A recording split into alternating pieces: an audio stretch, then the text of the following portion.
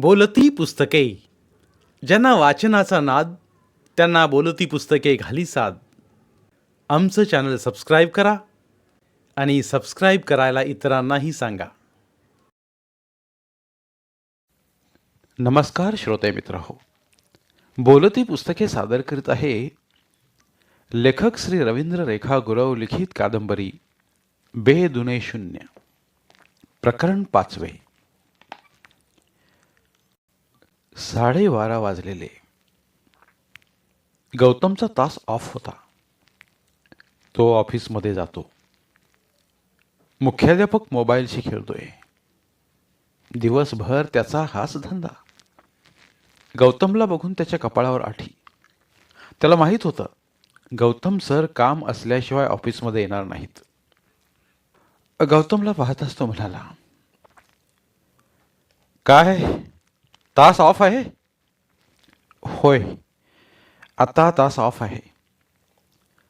बोला, काय म्हणताय?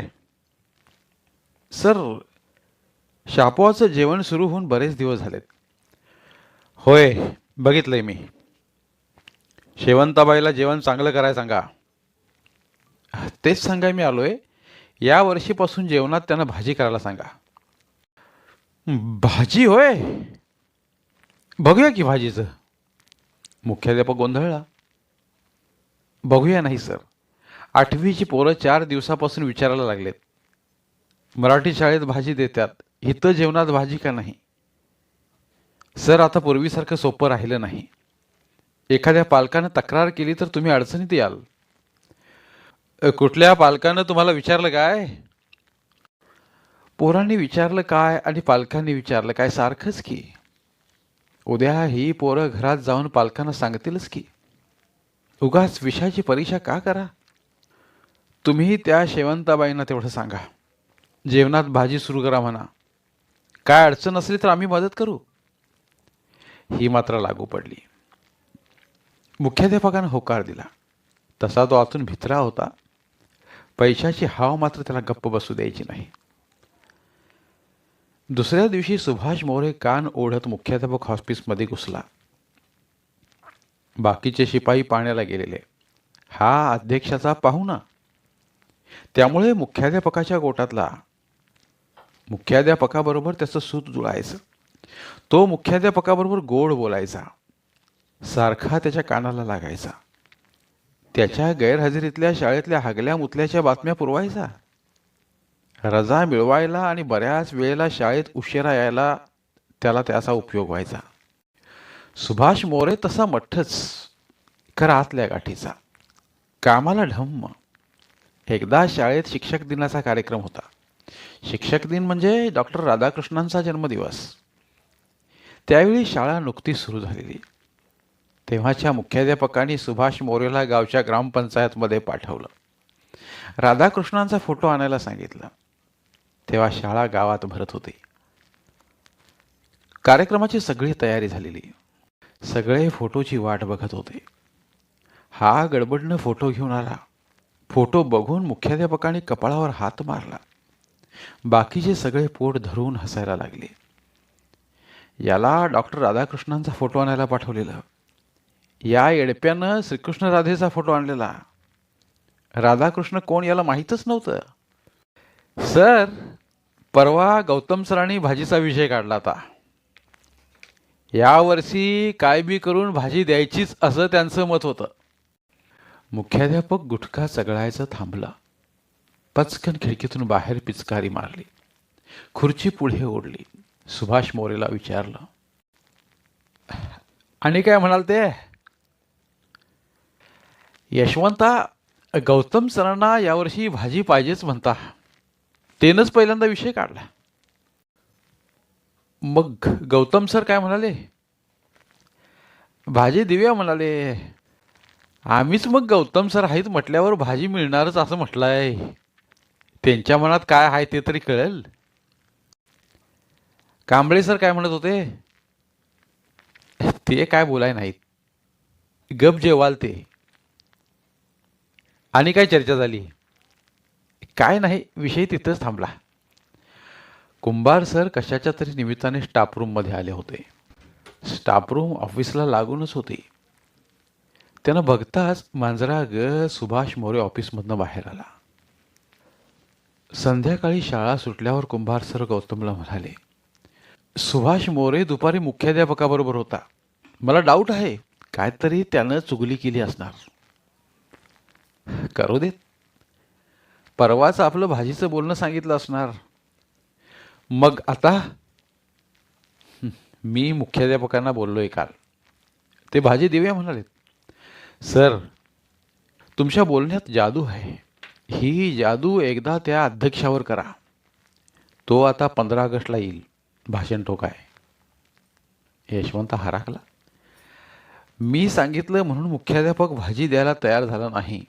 त्याला भाजी दिली नाही तर पालकांच्या तक्रारीची भीती वाटते म्हणून तो तयार झालाय. आईला, ह्यो मोर्या काय करायला गेलता मग? दुपारी कसं भातावर अडवा हात माराल तर भात खाऊन गरवार बाईगत पोट सुटलंय की. ह्याच्या का पोटात दुखायला लागलंय? त्याची आणि डिलिव्हरी करशील. चल आता. कुंभार सरांनी यशवंताच्या पाठीवर थाप मारली. गौतमचा पहिला तास 8वीच्या वर्गावर होता.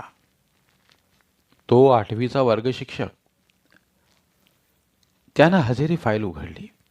नंबरानुसार हजेरी घेऊ लागला. पोरं येस सर म्हणून हजेरी देऊ लागली.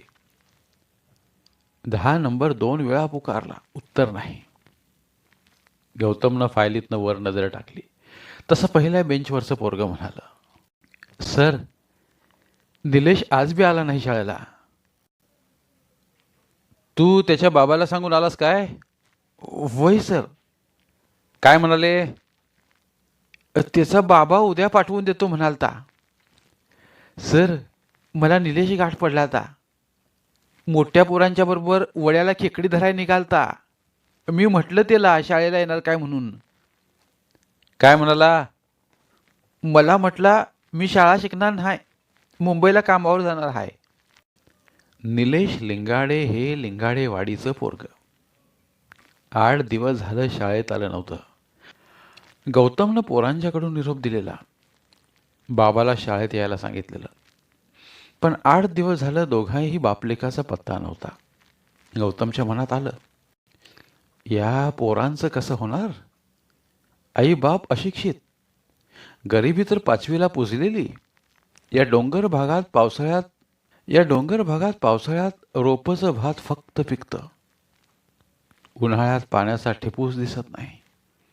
सगळं डोंगर रान ओसाड पडतं. उन्हाळ्यात शेतात पीक नाही. हाताला काम नाही, कसला रोजगार नाही. पळतात मग सगळे मुंबईला हॉटेलात, नाहीतर उसाच्या गुऱ्हाळावर कामाला. त्यामुळे पोरांच्या शिक्षणाकडे लक्ष राहत नाही. पोरं शिकली तर शिकली, नाहीतर त्यांचीही तीच अवस्था. कधी संपणार हे दुष्टचक्र? कधी होणार डोंगरातील पोरं डॉक्टर, वकील, इंजिनियर, शिक्षक? काय आणि घाण्याच्या बैलागत आयुष्यभर राबतच राहायचं? डोंगरातली पोरं शिकली तरच हे सगळं बदलेल. इथं शिक्षणाशिवाय दुसरा उपायच नाही. उद्या त्या पोराला जाऊन आणलं पाहिजे. गौतमनं पोरांना पुस्तक उघडायला सांगितली. त्यानं फळ्यावर धड्याचं नाव लिहिलं, वेळेचं गणित. तो मनात मात्र वाडी वस्तीतल्या शिक्षणाचं गणित जुळवत होता. गौतम सकाळी लवकरच शाळेत आला. आज पावसानं कमालच केलेली. छत्री हातात ठरत नव्हती. एवढा मोठा पाऊस. आभाळातनं एकसारखी पाण्याची धार पडालती. जणू काय आभाळाला कोणी भोग पाडले. गौतम लिंगाडेवाडीला त्या पोराला आणायला निघालेला. त्यानं संभाजीला लवकर यायला सांगितलेलं. संभाजी ससेगावचा. लिंगाडेवाडीच्या अलीकडं ससेगाव. संभाजी ससेगावच्या फाट्यावर येऊन थांबलेला. त्यानं त्याला सोबत घेतलेलं. निलेश काल मला दिसला होता. मला बघून पळाला.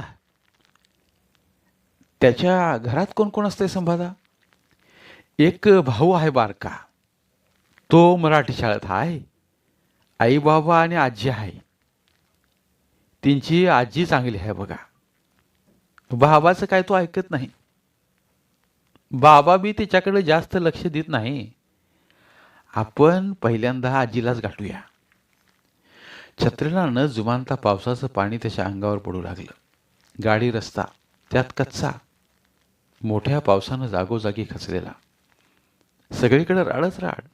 चप्पल घालून चालणं अवघड झालेलं. छत्री सांभाळायची का चप्पल हेच कळत नव्हतं. दोघांही गुडघ्यापर्यंत वर पॅन्टा आखडलेल्या. आडव्या तिडव्या पावसानं अंग भिजलेलं. हवेत गारवा होता, त्यामुळं थंडी वाजालती. एकदाचं गाव आलं. गाव कसलं 25-30 घरांची एक गल्ली, तीही सलग नाही, जागोजागी घरं बांधलेली. सुरुवातीलाच मारुतीच्या देवळात मराठी शाळा. अजून पोरं शाळेत आली नव्हती.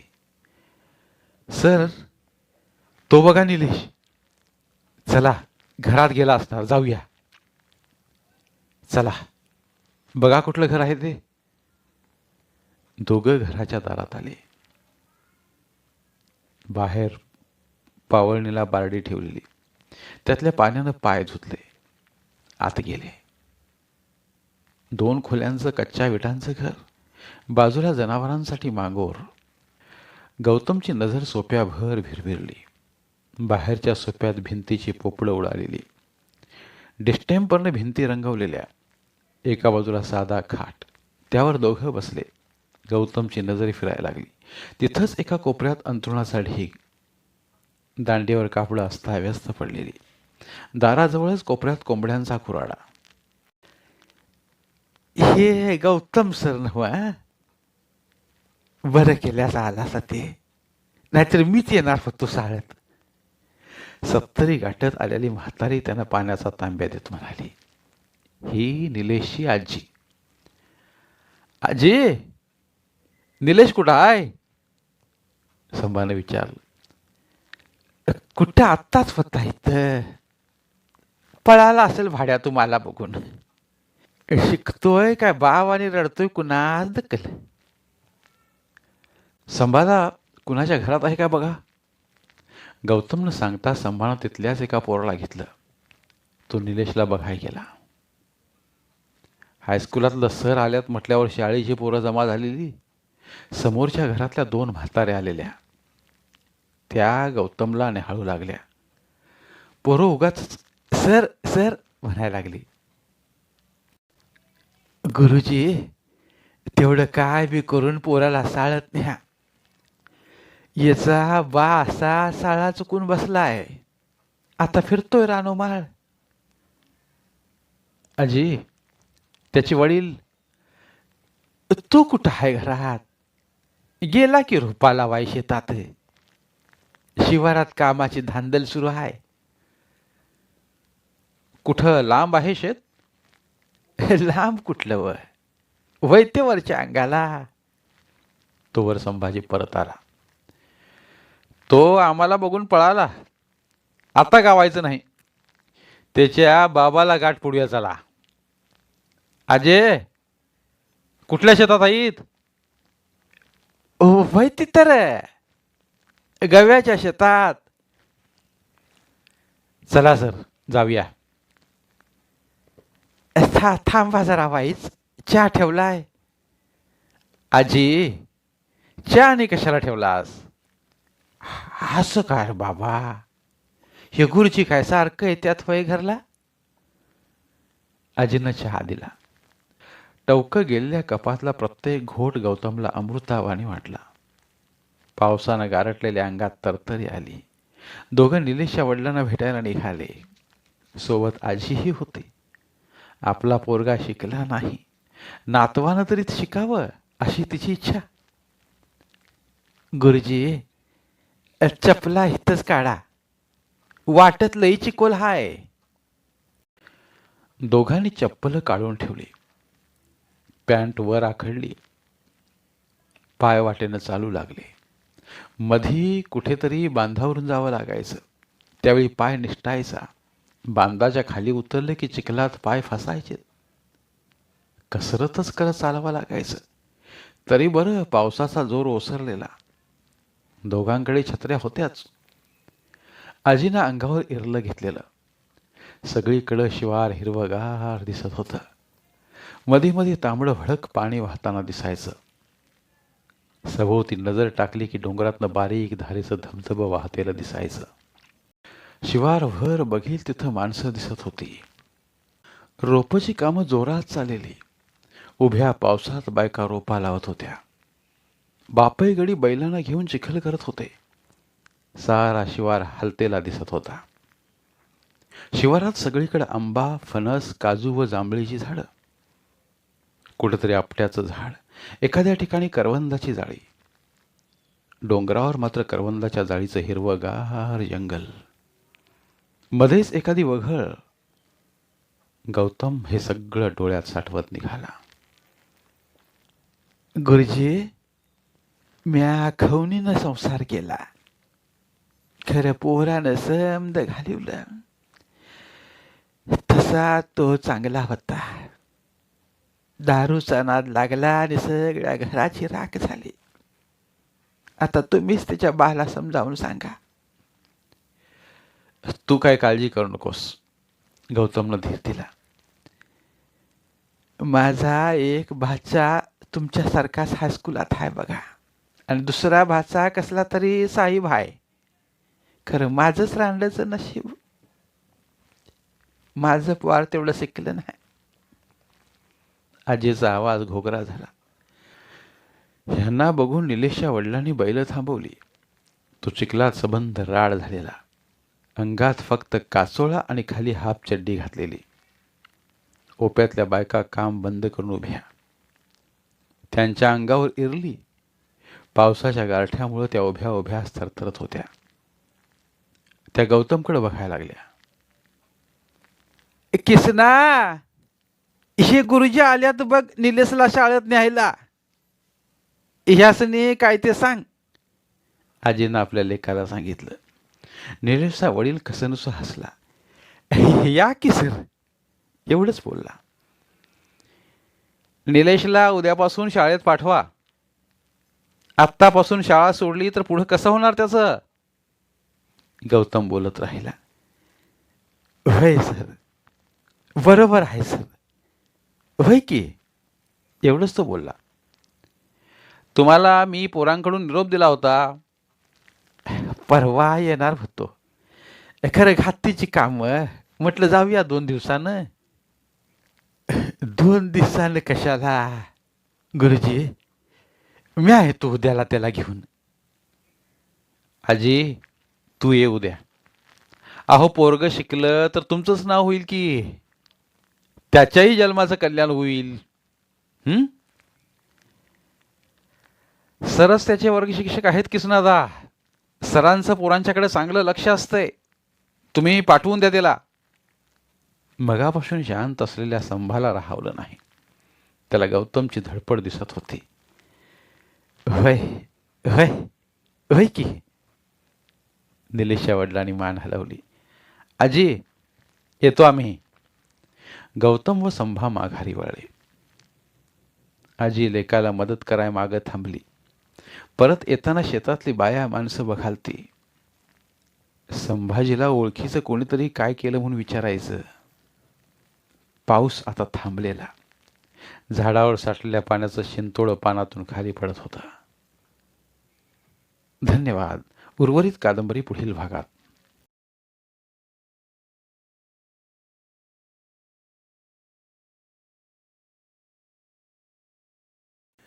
धन्यवाद. प्रिय श्रोते मित्र हो, आपल्यासाठी एक आवाहन. आमच्या चॅनलच्या प्लेलिस्ट विभागात तुमच्यासाठी शेकडो कादंबऱ्यांचे ऑडिओ बुक्स उपलब्ध आहेत. तिथे प्रत्येक कादंबरीचे सर्व भाग एकत्रित मिळतील. त्यामुळे सध्या सुरू असलेल्या क्रमशः कादंबरीच्या पुढील भागासाठी वाट पाहण्याची गरज नाही. तुमच्या वेळेनुसार तुम्ही संपूर्ण कादंबरी सलगपणे ऐकू शकतात आणि साहित्याचा आस्वाद घेऊ शकता. कृपया आमच्या चॅनलच्या होमपेजवर जाऊन प्लेलिस्ट चेक करा आणि तुमची आवडती कादंबरी निवडा. धन्यवाद.